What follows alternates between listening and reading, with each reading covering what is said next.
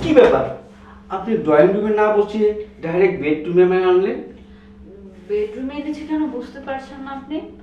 Drawing রুমে তো অনেক কথাই বলতে পারতাম, কিন্তু বেডরুমে যেটা করতে পারবো সেটা তো ড্রয়িং রুমে পারবো না, তাই না?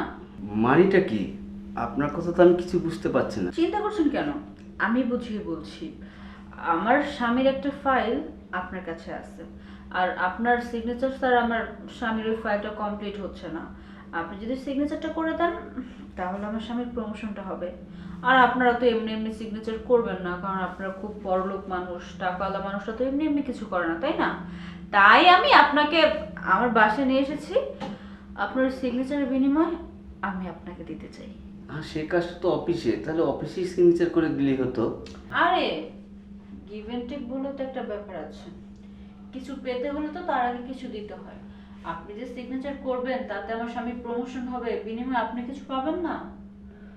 তাই আমি আপনাকে এখানে নিয়ে এসেছি। হ্যাঁ, আপনি মন ভরে আমার সাথে মজা করুন আর সিগনেচারটা দিয়ে দিন। হ্যাঁ হ্যাঁ, এখন বুঝতে পেরেছি, কোনো অসুবিধা নেই। হ্যাঁ, আমিও অফিস থেকে আসার আগে একটু মনে মনে ভেবেছিলাম আপনাকে যদি পাই, আর সেটা তো এখন হয়ে গেল। মেঘ না চাইতে বৃষ্টি। তাহলে চলেন আমরা একটু বৃষ্টির পানিতে ভিজে আসি।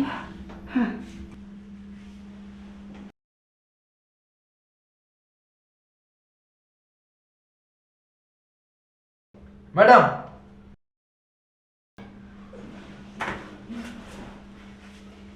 এই তুমি তুমি পারমিশন ছাড়া দেখি, তুমি পারমিশন ছাড়া বেডরুমে কেন ঢুকেছো? হ্যাঁ, আমি এই বাড়ির কাজের লোক। আমার যখন ইচ্ছা আমি যেই জায়গায় কাজের লেগে ঢুকে যেতে পারো, কোনো সমস্যা নাই। কিন্তু আপনি কি করতেছিলেন? আমি কি করছি? তুই যেমন কাজের লোক তেমন আমি ওই বাড়ির মালকিন। আমার যখন যার সাথে মন চাইবে তখন তার সাথেই করবো, তাই তোর কি সমস্যা? অবশ্যই আমার সমস্যা, কারণ আমার দায়িত্ব এই বাড়ির সবকিছু দেখে রাখা। কে কি করলো, কে কই গেল, কি হইলো না হলে সব দেখার দায়িত্ব। আপনি আমার সামনে ওই বাড়ির লোক নোংরামি করবেন, এটা আমি তাকায় দেখা দেখুন? কে বলেছে তোকে তাকিয়ে দেখতে? চোখটা বন্ধ করে রাখলেই তো পারিস। হ্যাঁ ম্যাডাম, চোখটা বন্ধ রাখলেও বিবেকটাকে বন্ধ রাখতে পারলাম না। আমি এই বাড়ির কাজের পোলা, এই বাড়ি নুন খাইছি, আমার গুণ গাইতে হইব, নিমো হারামি করতে পারলাম না। কে তোকে বলেছে নিমুখারামি করতে? তুই যে এত বড় বড় কথা বলছিস, তুই জানিস উনি কে? উনি হচ্ছে তোর সাহেবের বস। ওনাকে যদি আমি রাজি খুশি করতে পারি না তাহলে তোর সাহেবের প্রমোশন হবে, আর তখন তোর স্যালারিটাও বেড়ে যাবে। তোকে বলে লাভ কি? কারণ তুই তো একটা অশিক্ষিত মূর্খ।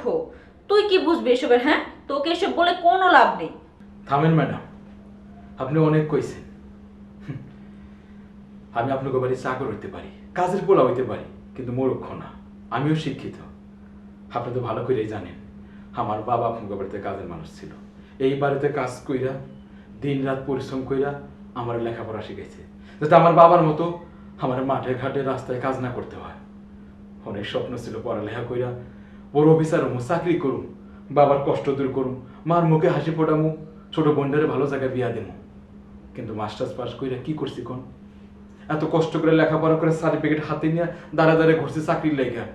কেউ আমার চাকরি দেয় নাই, কারণ চাকরি পাইতে গেলে তো অনেক টাকা লাগে। এত টাকা কই পাইব? আমার বাপে তো আপনার বাড়ির কাজের লোক, একটা কাজের পোলার পোলার চাকরি হইতে এত টাকা কই থেকে ম্যানেজ করবো কন?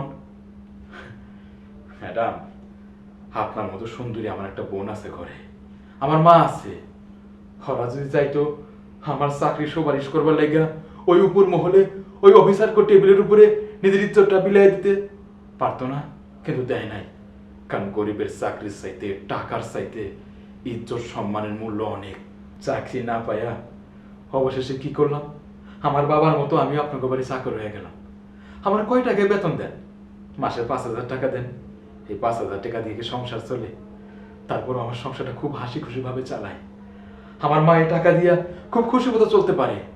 এই টাকা দিয়ে আমার বোন স্কুলে পড়ে, আনন্দের সাথে গর্বের সাথে রাস্তায় চলে। আমার বাবা বিকেলবেলা চার দোকানে বয়ে কয় আমার পোলা আমার সংসার চালায়। এটা শুনে যে কি আনন্দ লাগে, কি যে খুশি লাগে ম্যাডাম, এটা আপনি বুঝবেন না। আর আপনি কিনা আপনার স্বামীর প্রমোশনের লাইগা, আপনার স্বামীর চাকরি যাতে উপরে পদে যায়, আরো টাকা ইনকাম করতে পারে, হেডের লাইগা আপনার স্বামীর অফিসের বসরে বাসায় ডেকে আনছেন নিজের ইজ্জত বিলাই দিবার লাইগা।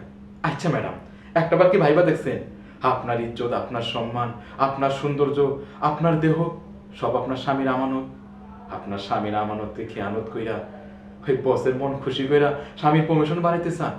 এই কথাটা যদি খালি একবার আপনার স্বামী জানে যে কতটা কষ্ট পাইব আপনি ভাইবা দেখছেন, এটাতে সুখ নাই ম্যাডাম, এই প্রমোশনের দরকার নাই ম্যাডাম। যাই হোক ম্যাডাম, পরিশেষে আমি তো আপনাকে বাড়ির কাজের ছেলে, এই বাড়ির চাকর। যদি ভুল কিছু করে থাকি, অন্যায় করে থাকি, আপনার মনে কষ্ট দিয়ে থাকি, আমার মাফ করে দিয়ে। এই তো, এই যে বুঝমতো কথা বলছিস, এই যে মাপটা চেয়েছিস, এইটি হলো চাকরের কর্ম। এই, আপনি একদম চুপ থাকবেন, আর একটা কথা বলবেন না, বের হন। আপনি এক্ষুনি আমার বাড়ি থেকে বেরিয়ে যান। আমি বের হয়ে যাব? প্রমোশন লাগবে না আপনার প্রমোশন, আপনি এক্ষুনি এখান থেকে বেরিয়ে যান। দরকার হলে এই বাড়ি ঘর সবকিছু বিক্রি করে আমি আমার স্বামীকে বলবো ভালো একটা বিজনেস শুরু করো, তারপর আপনাদের মতো মানুষের কাছে পাঠাবো না। Get out. কি হলো, এখনো দাঁড়িয়ে কেন আছেন? বের হন, গেট আউট। বুঝতে পেরেছি।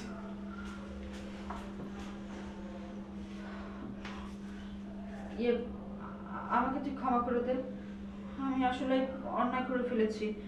আমি বুঝতে পারিনি যে টাকার লোভে পড়ে কত কিছু করে ফেলেছি। আমাকে তুই মাফ করে দে। আর তুই এই কথা তোর ভাইজানকে একদমই বলবি না। আমি আজকের পর থেকে কখনো এরকম করবো না। ঠিক আছে ম্যাডাম, আপনি যে আপনার ভুল বুঝতে পারছেন, এতে আমি খুশি, আর কিছু বলার নাই। আমি কাউকে কিছু করি না। আচ্ছা ঠিক আছে।